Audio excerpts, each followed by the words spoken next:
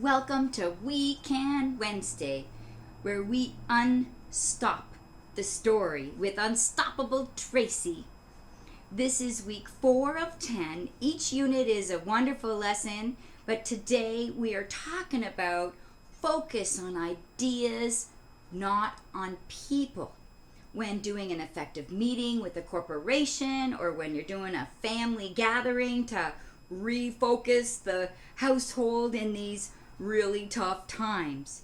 Week 1, we looked at planning for those conversations. Week 2, we talked about opening up with the purpose of the conversation. Week 3, we talked about engaging participation.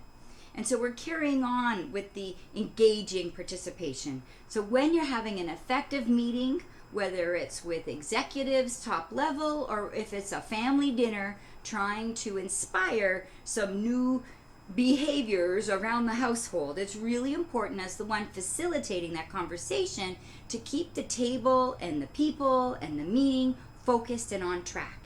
In some meetings, it's especially when the topic is controversial, which seems to be a lot of them right now. And people can bring emotion into this context.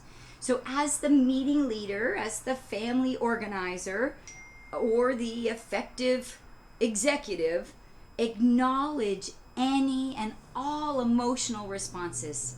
I call it the stinky moose. If there's a stinky moose under the room with a tablecloth over the table, you can still smell that stinky moose. The rest of the world says the elephant in the room. But here in Canada, we say the stinky moose. And so we can't ignore those emotional responses. They are the elephant in the room or the stinky moose in the room. So remind participants of the outcome or the purpose that you started with from some of our past episodes. And so some ideas to consider when you're focusing on ideas, not people, is acknowledge and reinforce any of the constructive contributions.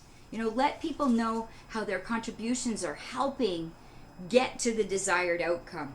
Or, oh, it's so great you shared. I imagine that was hard. Look at how it helps us move forward in the conversation. If it's, children around your table, and if it's executives or IT, or if somebody says, well, we've done this before and it didn't work then, it's not to shut down people to say that their contributions are unproductive, but to let them know and say, oh, thanks for raising that. How do other people feel? And let a few people talk about, well, we have been down this road before and it didn't work, and well, what didn't work about it, and get people to vent a little bit and let somebody else maybe say, okay, so we know what didn't work, but this isn't moving us forward. What has worked, and someone else might get you there. It doesn't always have to be you that moves that conversation forward.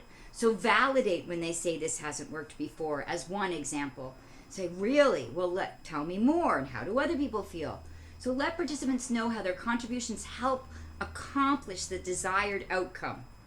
And say, well, that's going to move us towards our end goal, knowing what works and what doesn't. And there is a ring of approval from my cell phone. So A, B, C, D, E, right? A is acknowledge and reinforce constructive contributions and make everybody feel constructive. B is use the agenda. Use the desired outcomes. Use the ground rules. Use the structured discussions that we've discussed in past weeks on Weekend Wednesday before starting each discussion topic.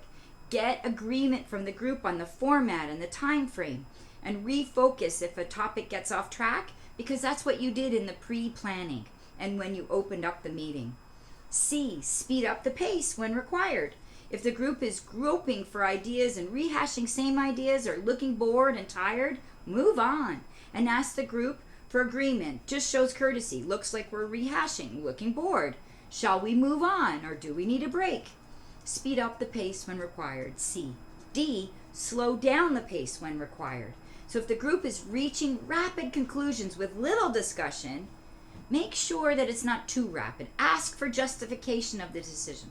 Oh, so how come? That sounds like you're onto something. Tell me more about it. Make sure all participants have an opportunity to give an opinion and ask questions, and poll the group to get everyone's opinion on the decision if you feel like you're going a little bit too fast. So C is speed up the pace when required. D is slow down the pace when required, to make sure everyone's opinion is involved. Because if they're not, if this was a room full of people, I'd say, what happens if we don't get everyone's opinion? And what people often answer is, if there's no buy-in, if people don't feel part of the solution, they don't take it on. You can make the decision, but if they're not going to take action on it, if they're not going to implement it, it was a waste of time. So that's why it's worth getting the buy-in now, slowing down, making sure everybody has the opportunity to share it. And do a poll. Say, okay, this is on the table. Can we go around and find out how people feel about what's going to work or not work about this, if you feel like it came up to fruition too fast? E, summarize key points. Before moving on to the next agenda item, summarize the key points and ask for agreement. Reiterate any next steps that were identified in the discussion. So these are ways, A, B, C, D, E, to keep focus on ideas, not people. Acknowledge constructive contributions. Use the agenda to get them back on track. Speed up the pace if they're rehashing or looking bored. Slow down the pace if we've got some folks driving the conversation too quick, and summarize the key points. Thanks for listening in on We Can Wednesday. Unstoppable Tracy, unstop the story. Please be sure, if you need a facilitator that's objective in your business communications, to bring me on. I'm a keynote speaker, yes, but I'm also an organizational development specialist with my master's, and very happy to support your team on effective meeting facilitation. Take care, folks. Be sure to check out more in the podcast on unstoppabletracy.com. Bye for now.